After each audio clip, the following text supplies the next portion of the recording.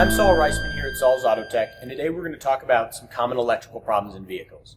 Now, a lot of do-it-yourselfers or shade tree type mechanics might try and do the majority of their own repairs themselves, and that's fantastic. We're here to help you, and if you need any advice, feel free to give us a shout. We'll answer any questions we can. However, there are a few things that require some serious technical expertise and may require a certified technician to go a little bit further.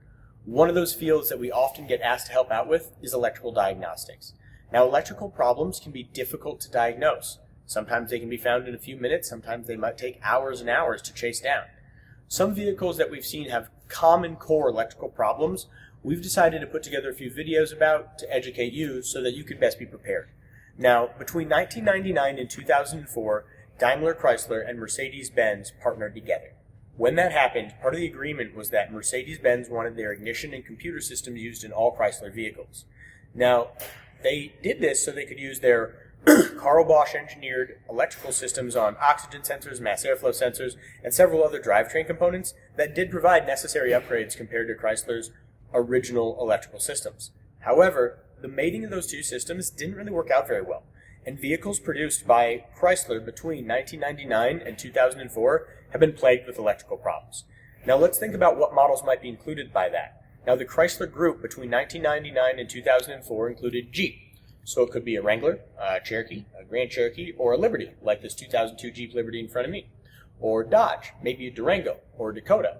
Could even be a sedan, like a Dart, maybe a pickup truck, like a 1-ton Dodge Ram 3500. Or a Mercedes, could be a C230, a compressor, an ML63 AMG, doesn't matter. Could even just be a Chrysler Sebring or a Dodge Neon. Anything produced under that Chrysler-Mercedes partnership between 1999 and 2004, we've seen serious electrical issues with, and we've seen recidivism problems with them from other shops doing previous repairs. One most common complaint that we have is that people are experiencing the symptoms they would typically associate with a bad alternator. Now, if we know anything about vehicle electrical systems, we say that cars run on 12 volts. They don't. Cars should be running with the engine operating between 14.1 and 14.9 volts. In the case of this vehicle, the alternator sits right up top, is driven off the belt drive, and has this large positive output wire that goes directly to the battery. We're easily able to measure the voltage going across it. We can also measure the voltage or amperage going across it as a reference to the ground or the chassis of the vehicle to determine the alternator's output. The vehicle came in and the owner was complaining that it didn't start intermittently and acted as if there's no electricity when that happened, but if they jumped it, it would run. However, afterwards, it would be dead again.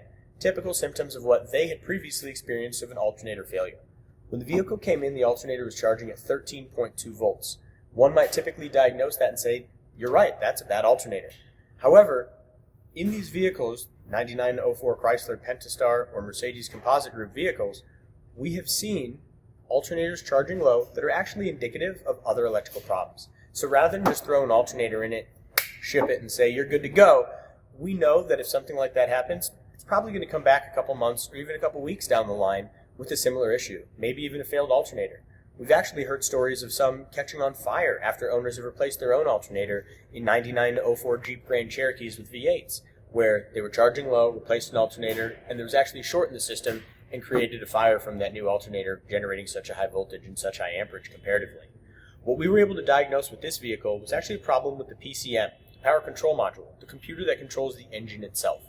Now, that computer has 12 volts applied to it and typically has 5 volt driver circuits that go out from it to other operables on the engine, whether it's sensors or small motors, anything on the engine electrical systems, typically on that 5 volt reference, and a few components are on a 12 volt reference, like your fuel pump or the ignition coils. But those are the only numbers we should typically see coming out of those computers. We noticed when we were going through our diagnostic process that the rear wiper wasn't working appropriately. It seemed odd, but it didn't seem to really correlate with what we were experiencing up front. However, it was very indicative of the problem that we had. I'm going to take you over to the computer now and show you exactly what we found. Now, most shops won't disassemble the computer. Your average auto repair shop is simply going to do some testing on the back of the circuit board, maybe probe a few of the pegs, and find out that there's a short or something doesn't match what the manual says it should from a resistance perspective. We here at Saul's Auto Tech go a little bit further. So we went ahead and disassembled it to figure out exactly what failed. And here's where the problem is. On the actual circuit board inside the computer, of the 3 transistor packs that would still be allowed to be mounted to it, One of them has actually gotten so hot it is melted and is completely gone. It's actually burned off the board. We can see additional charring where it used to mount, where the broken wires are at its original junction, and we can see black smoke coming off the corner of it. Now, this is a pretty extreme failure, and this is just to shorten that computer. This is a great example of a vehicle that could have experienced something really serious had it not had a proper diagnostic. So we know that a lot of the do-it-yourselfers want to handle them on your own, and we support you. But if it comes to an electrical diag, I think it might be best left to the professionals. In the case of this PCM failure, we were able to find a replacement PCM for a couple $100 and get this vehicle back on the road. This won't be an expensive fix, and it'll be in and out in same day's time. However, had an alternator replaced and increased the voltage and amperage going through this short circuit that had already smoked out and burned, this could potentially cause serious problems.